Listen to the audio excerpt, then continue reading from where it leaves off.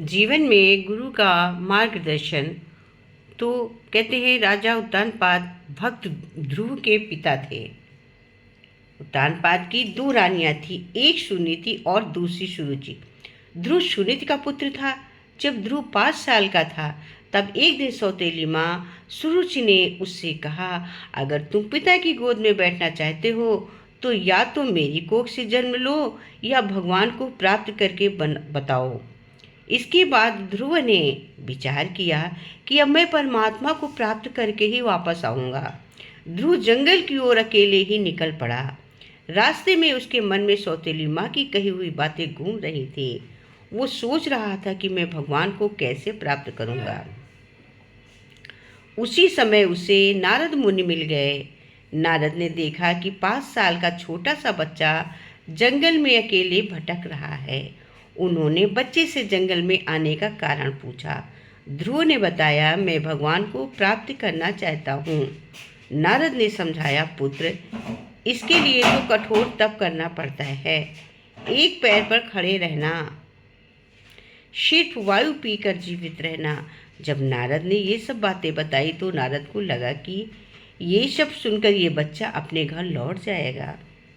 लेकिन ध्रुव ने नारद से कहा, आप जो भी कठिन दृश्य को मुझे सुना रहे हो वो सब तो मैं सीख लूँगा, ले चल आया हूँ, पर बताएं कि आपके पास कोई और उपाय तरीका है। नारद मुनि समझ गए कि इस बच्चे का निष्ठा दृढ़ विश्वास पक्का है।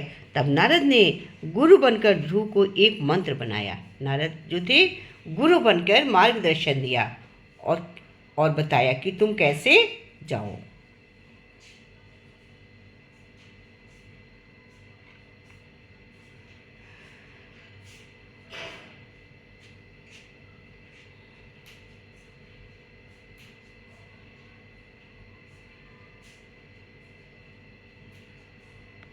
कहते हैं कि परमात्मा, गुरु कहते हैं कि परमात्मा तो अपने बच्चों की आवाज़ सुनता ही है। एक व्यक्ति को रास्ते में यमराज मिल गए तो व्यक्ति उन्हें पहचान नहीं सका। यमराज ने पीने के लिए पानी मांगा, उस व्यक्ति ने पानी पिलाया। पानी पीने के बाद यमराज ने बताया कि वो उसके प्राण लेने आए हैं, लेकिन चूंकि तुमने मेरी प्यास बुझाई है इसलिए मैं तुम्हें अपनी किस्मत बदलने का एक मौका देता हूँ। ये कहकर यमराज ने उसे एक डायरी देकर कहा, तुम्हारे पास 5 मिनट का समय है, इसमें तुम जो भी लिखोगे वही होगा, लेकिन ध्यान रहे केवल 5 मिनट। उस व्यक्ति ने डायरी खोलकर देखा तो पहले पेज पर लिखा था कि तुम्हारे पड़ोसी की लॉटरी निकलने वाली है और पड़ोसी करोड़पति बनने वाला। उसने वहाँ लिख दिया कि पड़ोसी की लॉटरी ना निकले। अगले पेज पर लिखा था उसका एक दोस्त चुनाव जीतकर मंत्री बनने वाला। उसने लिख दिया कि वह चुनाव में हार जाए। इसी तरह पेज पलटता रहा और अंत में उसे अपना पेज दिखाई दिया। जैसे ही कुछ उसने लिखने के लिए अपना पेन बढ़ाया, यमराज ने उसके हाथों से डायरी ली और कहा, बस तुम्हारा 5 मिनट का समय पूरा हुआ, अब कुछ नहीं हो सकता। तुमने अपना पूरा समय दूसरों का बुरा करने में निकाल दिया और अपना जीवन खतरे में डाल दिया है, अतः तुम्हारे अंत निश्चित है। ये सुनकर वो व्यक्ति बहुत पछताया, लेकिन सुनहरा समय निकल चुका था। अब उसके पास सिवाय पछतावे के अलावा कुछ नहीं था। यही स्थिति आज समाज में ज़्यादातर लोगों की है।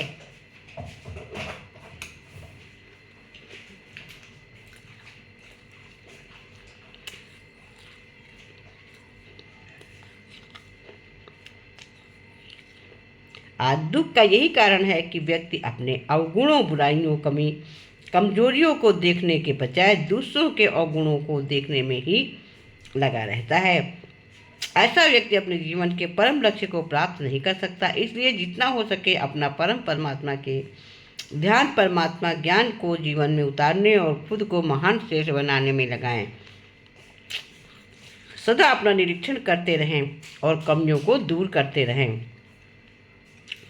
इसका अर्थ है, इसका भाव है, यदि ईश्वर ने आपको कोई शक्ति प्रदान की है तो किसी के लिए बुरा मत सोचो, बुरा ना करो। दूसरे का भला करने वाला सदा सुखी रहता है और ईश्वर की कृपा सदा उस पर बनी रहती है।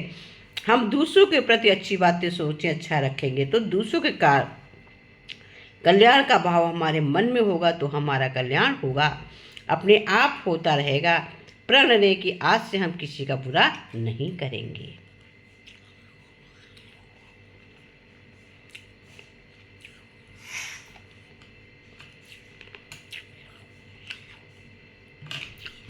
इसको सुनकर सब लोग सोचे कि जो भी सुने सोचे कि हम किसी के साथ बुरा नहीं करने, क्योंकि बुरा का इंजाम बुरा ही होता है।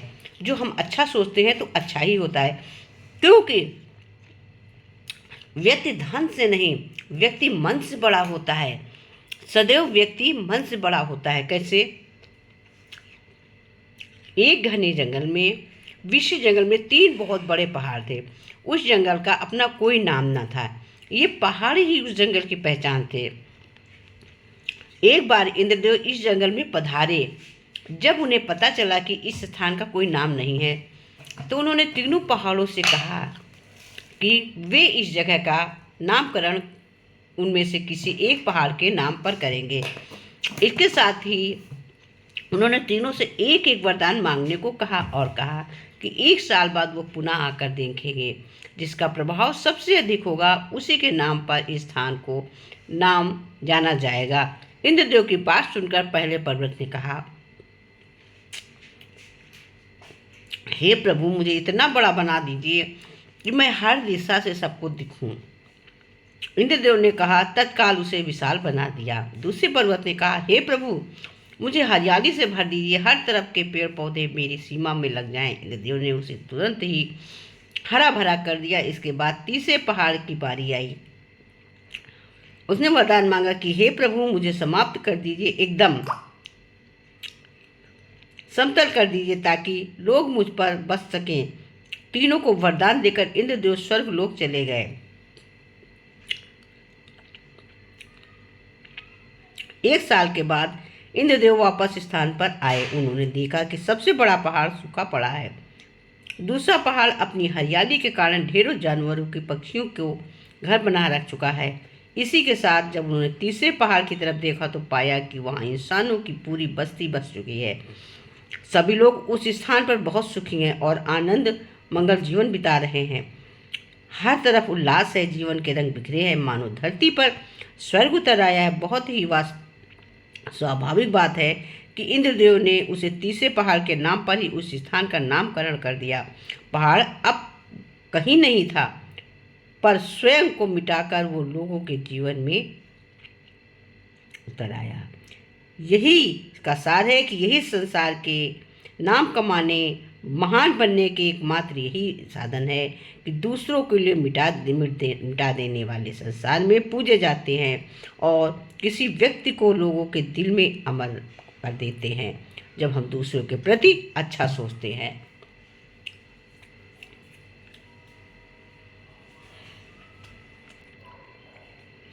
चल रे मन गुरुधाम, जाओ रे मन गुरुधाम, चलेंगे धाम चलेंगे, वहाँ राम मिलेंगे।